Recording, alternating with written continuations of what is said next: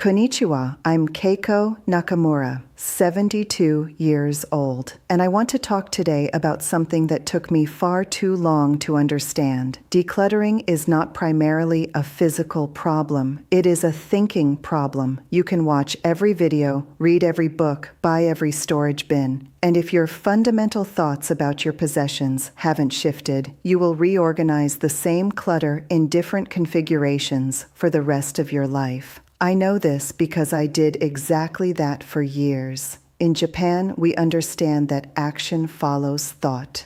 Kokoro ga kawareba, kodo ga kawaru. When the heart changes, behavior changes. You cannot sustainably change what you do without first changing how you think. So today, I want to walk through your home, room by room, area by area, and offer you a completely different way of thinking about what's there. Not organizing tips, not storage solutions, mindset shifts, the kind that, once they genuinely take root, make the physical work almost automatic. I'll move quickly. There is a lot of ground to cover, and your time matters. The kitchen. Everything is harder when your kitchen is cluttered. Let me start with the thought that changed how I approached my kitchen entirely. Everything is harder in a cluttered kitchen. Cooking is harder. Cleaning is harder. Finding what you need is harder. Putting things away is harder. Enjoying the process of preparing food, which in Japanese culture is understood as a form of care, a daily act of nourishment for yourself and others, is harder. For most of my adult life in São Paulo, I cooked for a family of 5. I needed a fully equipped kitchen, multiple pots, serving dishes in many sizes, appliances for various purposes. The kitchen served a large, active household, and it needed to be stocked accordingly. After Hiroshi passed, after the children moved to their own lives, I was still maintaining a kitchen for 5 people while cooking for 1. The result was a kitchen that felt perpetually busy, surfaces crowded, cabinets overflowing, drawers requiring force to open and close, despite the fact that I was cooking far less and far more simply than at any previous point in my adult life. The mindset shift.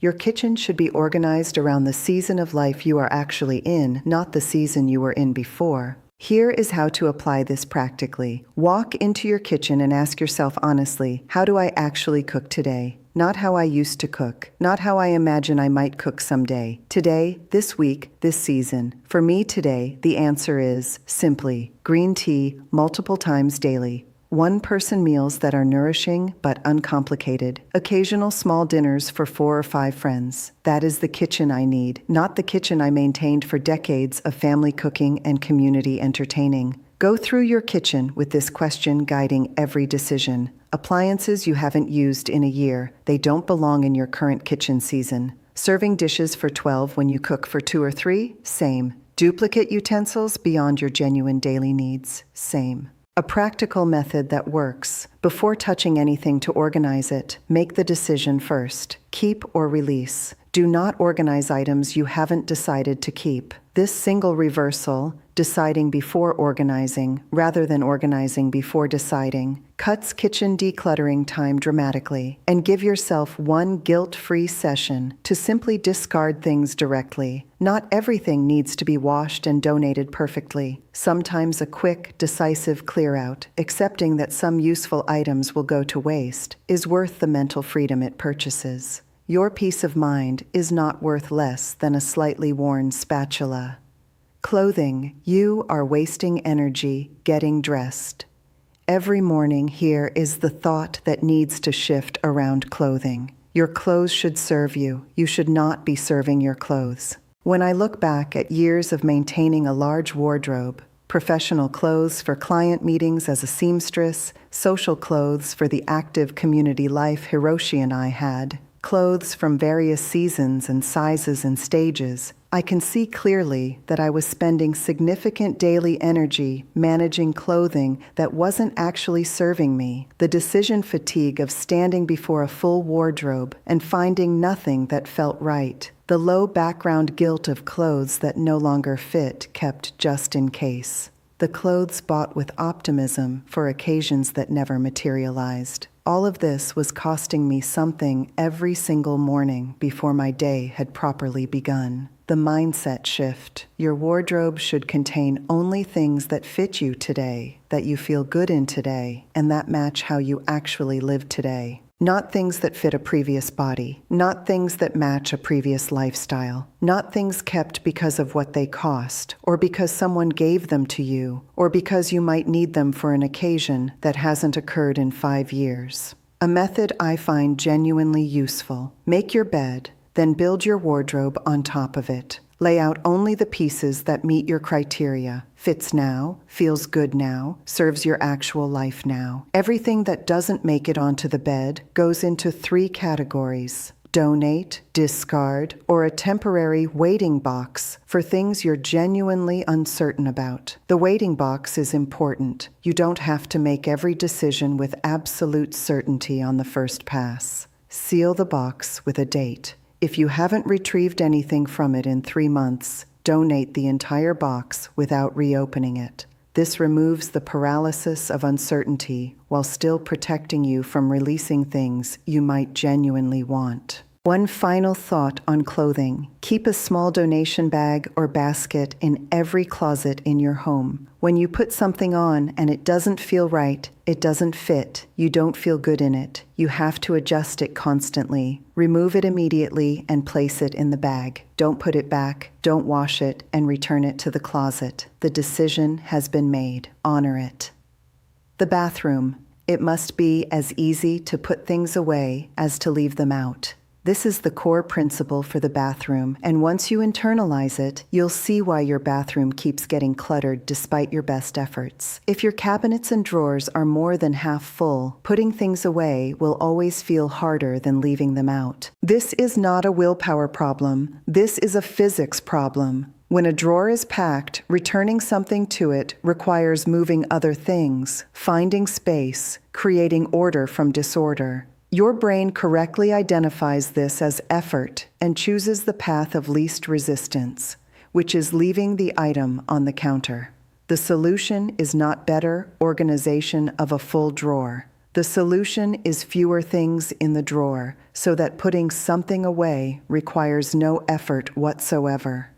Walk through your bathroom with this lens. Open every cabinet, every drawer.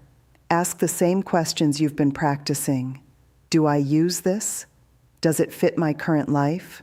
Has it expired?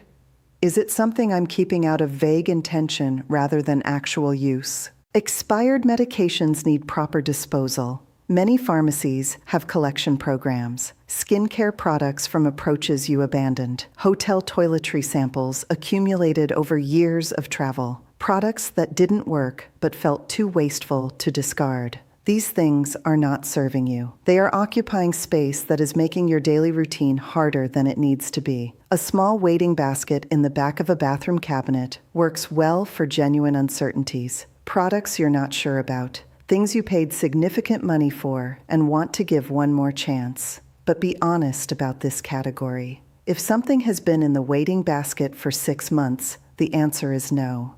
The bathroom in Japanese tradition is a space of daily renewal, starting and ending each day in a bathroom that is clean, uncluttered, and contains only what genuinely serves you. This is a small but real contribution to daily well-being.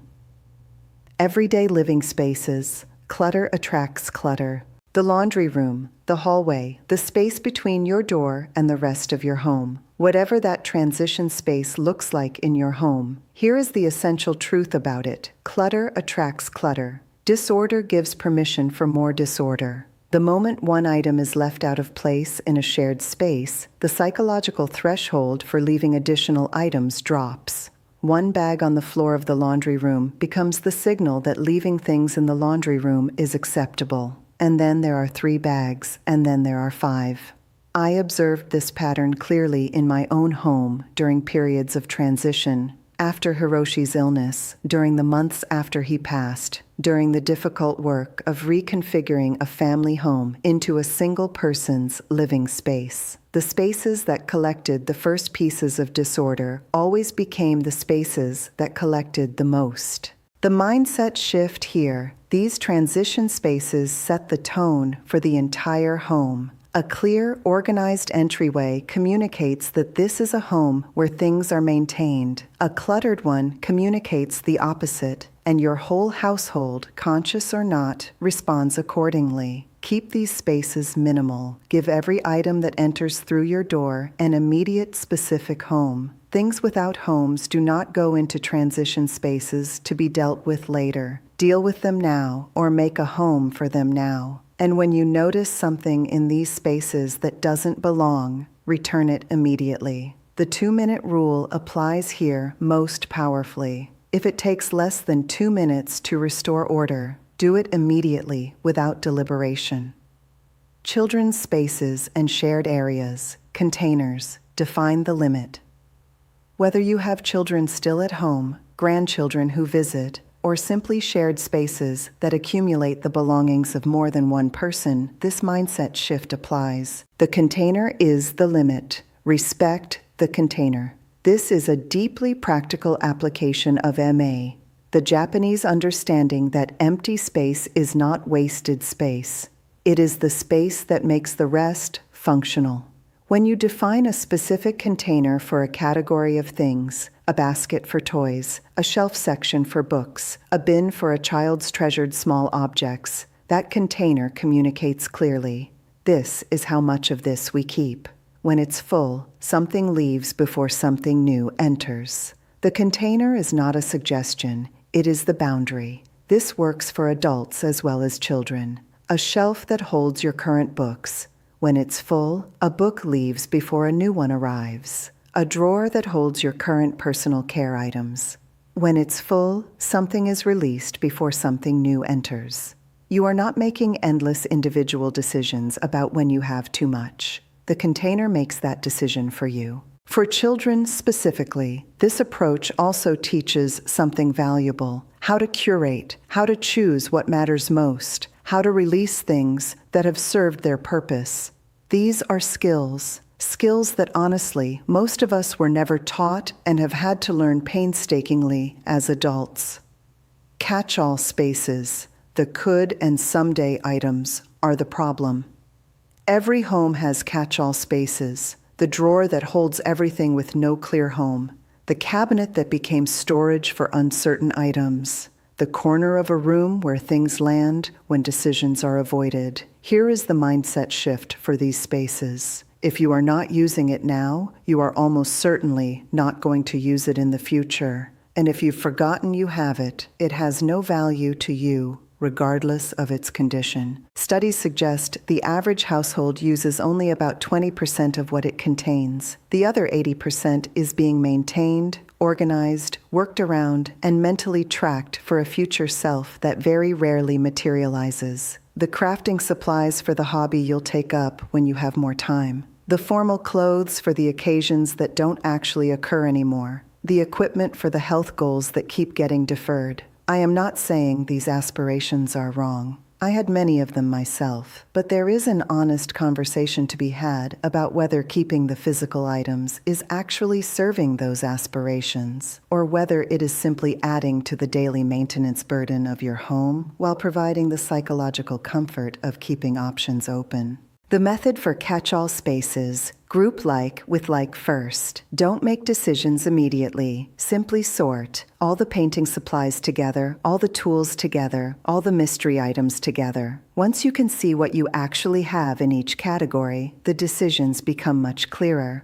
The volume alone often makes the answer obvious. Then work in short sessions, 5 to 10 minutes at a time. Make one pass. Come back and make another. You are building decision-making stamina. You are not required to resolve everything in a single afternoon. And when you find something you forgot you owned, release it. If you forgot it existed, it has not been serving you. A perfectly functional item that you don't know you have is not an asset. It is invisible. Let it go to someone for whom it will be visible, useful, and genuinely valued. Storage spaces. Out of sight is not out of mind. Basements, attics, storage rooms, garages, these spaces deserve the most significant mindset shift of all because they carry the most pervasive myth about decluttering. The myth, if it's stored away, it's dealt with. The reality, it is never dealt with. It is postponed, and postponed things carry a mental cost that does not diminish with time. It accumulates. Every item in your storage space is sending you a quiet, continuous message. Remember me, maintain me. Don't let anything happen to me. Use me before I expire or become obsolete. Decide about me eventually. This is what researchers mean by the silent to-do list. The ongoing background processing your brain does for every unresolved possession, whether you're looking at it or not. I had a storage area in my apartment building's basement when I was in the most cluttered years of my life. I rarely went into it, but it occupied my thinking regularly. Is the fabric getting damp? Are the boxes deteriorating? Should I go through that area? I have been meaning to deal with that for months. Years. The mental rent for stored items is real. It is paid in anxiety, in background preoccupation, in the recurring low-level guilt of things unresolved. The mindset shift. Just because you cannot see it does not mean it is not affecting you. Approach your storage spaces with the same questions you've been applying everywhere else. Current use, current season, genuine need versus historical habit. Items that have been stored for years without being retrieved are making a clear statement about their necessity in your life. Listen to that statement. Return what can be returned to stores. Donate what is in good condition but no longer needed. Discard what is damaged, expired, or has been so thoroughly forgotten that releasing it will cause no genuine loss. And create simple, clear organization for what genuinely remains. Categories broad enough to be memorable, labeled clearly enough to be found without searching. A storage space that is organized around what you actually need and use is no longer a source of anxiety. It becomes simply a useful extension of your home. The difference between those two experiences is not how much you own. It is whether what you own has been consciously chosen or unconsciously accumulated. The bedroom. A sanctuary requires intention. The bedroom deserves its own mindset shift because of what it is meant to be. Your bedroom should be a place of rest and renewal. Every item in it either supports that purpose or undermines it. Research is clear that visual clutter in sleeping spaces elevates stress hormones. Piles of unread books, surfaces collecting items with no other home, furniture inherited or acquired that doesn't truly fit the space or your life. Clothes left on chairs because the wardrobe is too full to return them properly. All of these things are working against the fundamental purpose of the room. In Japanese tradition, the sleeping space is treated with particular intentionality. It is designed for rest. Objects that don't contribute to rest don't belong there. Walk through your bedroom with this single question. Does this item support rest and renewal? Not does it have a home here by default. Not is it a nice item. Does it specifically support what this room is for? Flat surfaces collect clutter. The fewer flat surfaces in your bedroom, nightstands piled with things, dressers covered with items, the easier the room is to maintain as a restful space. Consider whether furniture you have in your bedroom is serving its intended purpose or simply providing additional surface area for accumulation, and be mindful about what enters the bedroom at all. Books you intend to read, kept to a small, current stack, not a growing pile of aspiration. Items from other rooms that migrate here because other rooms are full. These signal a larger issue to address at its source rather than accommodating in your sleeping space. The final mindset shift you were never taught.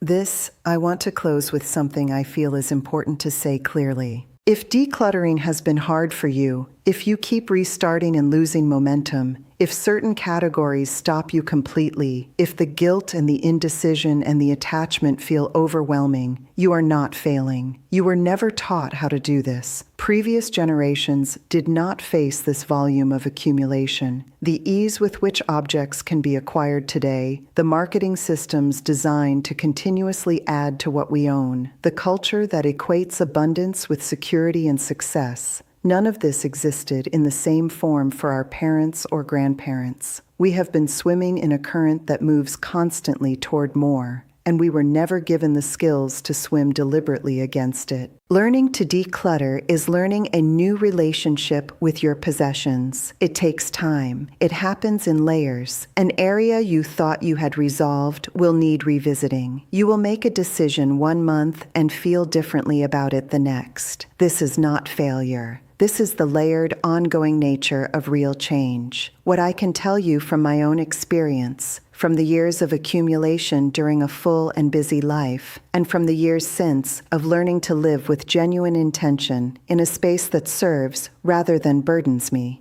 is that this work is absolutely worth doing. Not for the aesthetic, not for the before and after photograph, but for the daily experience of moving through your home with ease, of finding what you need immediately, of waking up each morning in a space that feels like rest rather than obligation. At 72, living alone in an apartment that holds exactly what I need and love and use, nothing more, nothing less, I can tell you that the mental clarity and daily peace this creates is not a small thing. It is a significant and daily gift. The mindset shifts come first, the physical work follows naturally, and the life you experience as a result is genuinely different. I would love to know which of these rooms or areas is your greatest challenge right now, or which mindset shift landed most differently for you today than you expected. Tell me in the comments. I read every response, and I mean that sincerely. Arigatou gozaimasu.